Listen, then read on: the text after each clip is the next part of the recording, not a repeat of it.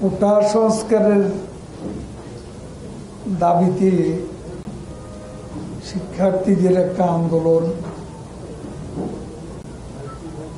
চলছে। পাশাপাশি পেনশনের বিষয়ে শিক্ষক সমাজেরও একটা আন্দোলন, কর্মবিরতি চলছে।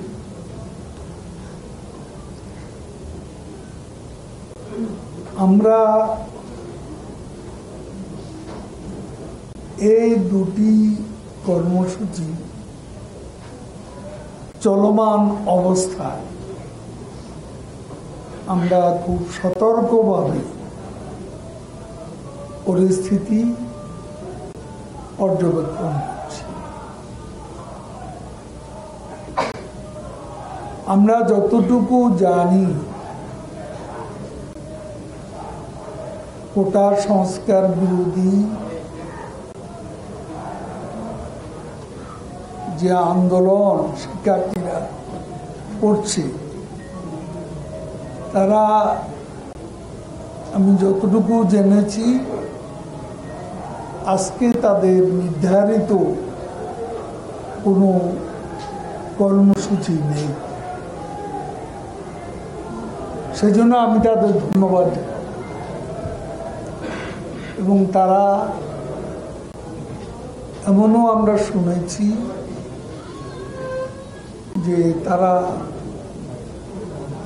উচ্চ আদালতে যে মামলা, তাদের পক্ষ থেকে প্রতিনিধিত্ব করার জন্য লয়ার অ্যাডেড পার্টি তারা নিয়োগ করেছেন এবং তারা আদালতে যথাসময়ে হাজির হবে। এটাও আমি মনে করি একটা যৌক্তিক সিদ্ধান্ত। এই জন্য আমি তাদের ধন্যবাদ জানাই। তবে আমাদের অবস্থান অত্যন্ত পরিষ্কার। আমাদের প্রধানমন্ত্রী 2018 সালে একটা পরিপত্র জারি করে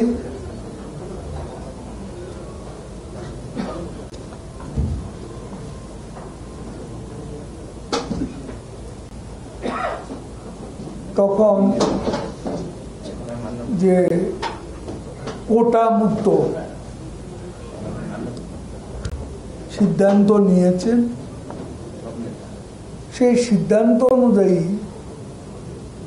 এতদিন সরকারি কার্যক্রম পরিচালিত হচ্ছে।